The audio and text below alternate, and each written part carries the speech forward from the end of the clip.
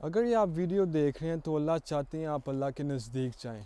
आप चाहते हैं आपकी दुआएं कबूल होएं, आप चाहते हैं इस दुनिया में जो चाहिए आपको मिलें।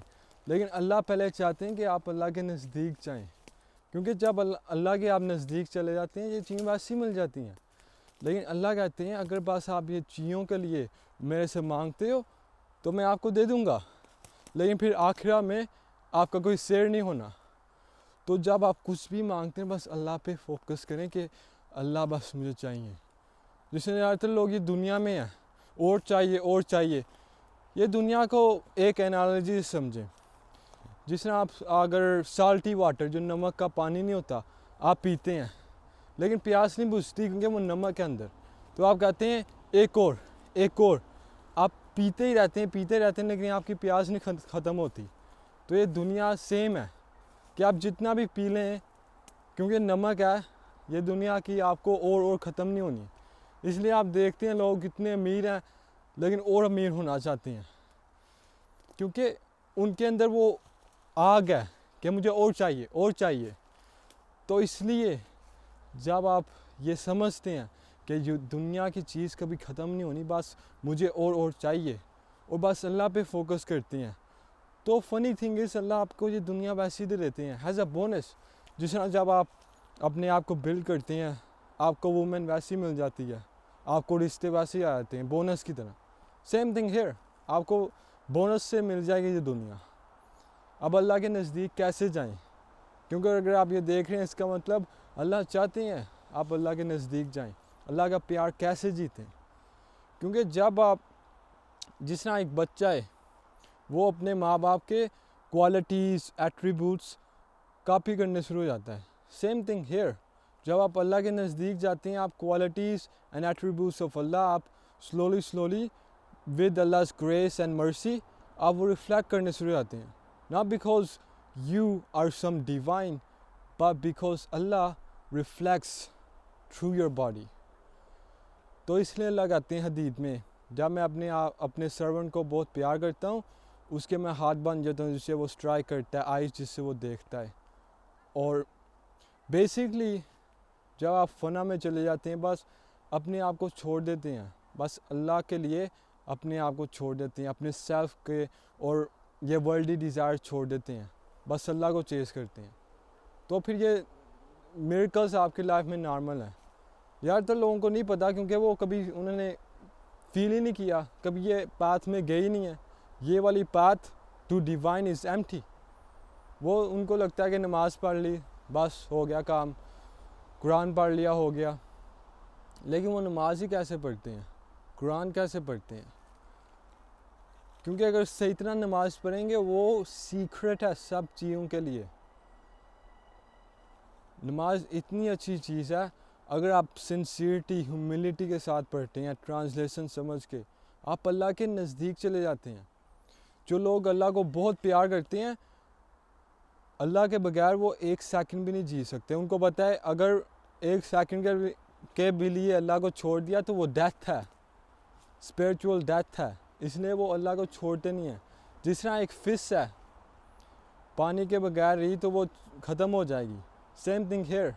अल्लाह के बगैर रिमेम्बरेंस ऑफ अल्लाह के बगैर वो अगर रहे तो वो ख़त्म हो जाएंगे। तो आपको क्या करना है, हर वक्त दुरूद शरीफ और इस्तिग़फ़ार पढ़ना है।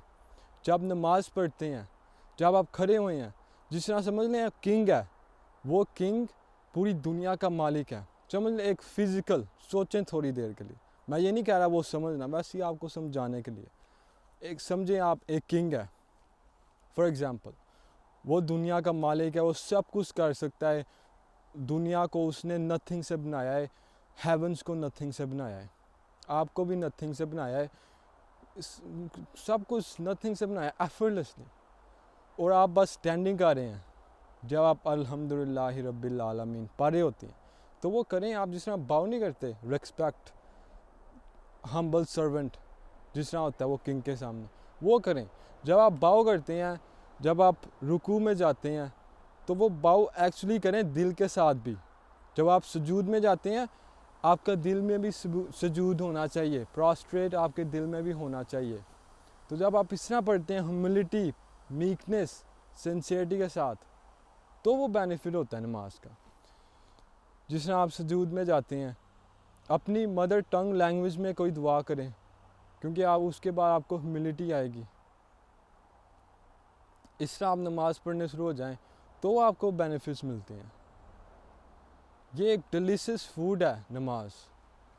अगर आप सूरह फातिहा ट्रांसलेशन सही तरह समझते हैं, जिस तरह अभी मुझे आते हैं मैसेजेस, यहाँ लोग कहते हैं हमें 101 हमारे साथ करो, और मैं बहुत मेरे लिए इतने ज़्यादा नहीं है, मेरे लिए बहुत थोड़े हैं, लेकिन 30 मिनट्स के लिए $300, और लोग आते भी हैं और फिर समझ के जाते हैं और उनको बहुत बेनिफिट मिलता है। और लोग फिर मुझे कहते हैं यार आप थोड़ी देर के लिए क्यों नहीं, थोड़े पैसों के लिए क्यों नहीं करते। मैं इसलिए नहीं करता क्योंकि मैं बिज़ी होता हूँ, अल्लाह के रिमेम्बरेंस करने के लिए जिक्र कर रहा होता हूँ, रिलीजियस बुक्स पढ़ रहा होता हूँ, अपना नॉलेज इंक्रीज़ कर रहा होता हूँ, तो इसलिए नहीं मैं करता।